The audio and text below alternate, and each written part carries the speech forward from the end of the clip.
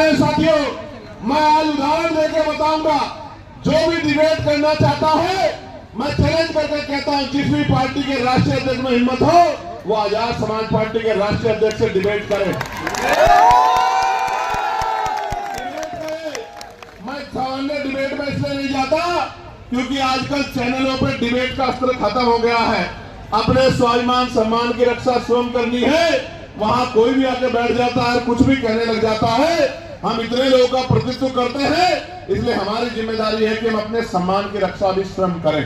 इसलिए मैं चैलेंज करता हूं कि जिनका भी प्रतिनिधित्व लोकसभा में है, उस पार्टी का कोई भी राष्ट्रीय अध्यक्ष यूजीसी के विषय पे हमसे डिबेट करे, और जो कमजोर वर्गों के विषय पे डिबेट करे, मुसलमानों के विषय पे डिबेट करे, ईसाइयों के विषय में डिबेट करे, सिखों के विषय में डिबेट करे, बौद्धिस्टों के विषय में डिबेट करे, कर्मचारियों के विषय में डिबेट करे, किसानों के विषय में डिबेट करे, दलितों पिछड़ों के हक अधिकारों के विषय में डिबेट करे, तो हम उनको जवाब देके बताएंगे कि हम जमीन से आए हैं, किसी नेता के पोते बेटे पोती बेटी नहीं है। हमें जमीन का पता है कि आज हालात क्या है। प्यारे साथियों, बड़े गौर से सुनो। नारे तो आप लगा रहे तो बहुत दिनों से, लेकिन खाली नारे से बात नहीं आगे बढ़ेगी। प्यारे साथियों, मैं जानता हूं शिक्षा के दरवाजे किसी और ने नहीं खोले। अगर राष्ट्रपिता ज्योतिबा फूले प्रयास नहीं करते तो आज हमारे तन पे ये कपड़े नहीं आते। अगर शिक्षा में सबसे बड़ा योगदान किसने दिया है, तो राष्ट्रपिता ज्योतिबा फूले ने दिया, मां सावित्रीबाई फूले ने दिया, मां फातिमा शेख ने दिया। प्यारे साथियों, इस देश में जिस आरक्षण को रोज बुरा भला कहा जाता है, हालांकि किसी की हैसियत नहीं है बुरा भला कहने की, क्योंकि जब आप ये कहते हैं, जब आप एक उंगली किसी की तरफ उठाते तो 4 उंगली आपकी तरफ भी जाती है, 3 उंगली एक अंगूठे का रुख भी आपकी तरफ होता है, जो आपको ये बताता है कि एक बार अपने गिरबान में भी झांकिए।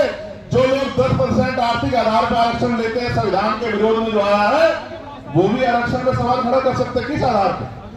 किस आधार पे? जो लोग सदियों से आरक्षण का लाभ लेते आ रहे हैं, तमाम संस्थानों पर काबिज हैं, जिन्होंने कमजोर वर्गों के लोगों को उनकी दुख तकलीफों के बाद, उनके भूखे पेट के बाद, जब उनकी बच्चों को तन ढकने का अधिकार नहीं था, जिन्होंने उनके आंसुओं के बाद भी, जिनके मुंह से एक शब्द भी हाय का भी नहीं निकला कि इनके साथ गलत हो रहा, वो उनसे सवाल कर रहे हैं। नहीं, आपको कोई अधिकार नहीं सवाल करने का। अगर सवाल करना चाहते हैं तो अपने अंदर पैदा करिए कि आपके अंदर न्याय की क्षमता है, आप न्याय के लिए पहले साबित करिए, फिर आकर सवाल कीजिए, हम आपके सारे सवालों का जवाब देंगे। प्यारे साथियों, आरक्षण का जाति के आधार पर मिलता है, आरक्षण क्षेत्र के आधार पर मिलता है। आप जाके देखो, जम्मू कश्मीर में आरक्षण क्षेत्र के आधार पर मिलता है। आप जाके देखो हिमाचल में आरक्षण क्षेत्र के आधार पर मिलता है। आप जाके देखो उत्तराखंड में आरक्षण क्षेत्र के आधार पर मिलता है। कौन कहता जाति के आधार पर मिलता है? आरक्षण उनको मिलता है जो पीछे रह गए हैं, जिनका प्रतिनिधित्व कम है। और इस देश का मैं गारंटी से कहता हूं, कास्ट सेंसर करा के आप लोग डेटा उठा के लाइए, आइए डिबेट कीजिए और बताइए आपकी संख्या का। मैं गारंटी देता हूं, मैं चंद्रशेखर आजाद जो लोकसभा का सदस्य है और आजाद समाज पार्टी निर्माण में कार्यकर्ता, मैं वचन देकर कहता हूं, अगर किसी विभाग में आपका आरक्षण कम हुआ, चाहे वो विधानसभा हो या लोकसभा हो या कोई भी विभाग हो, अगर आपका आरक्षण, आपका प्रतिनिधित्व कम हुआ, मैं वचन देकर कहता हूं कि दलित पिछड़ों की लड़ाई को पीछे छोड़ के पहले आपकी लड़ाई लड़ने का काम करेंगे। इस बात का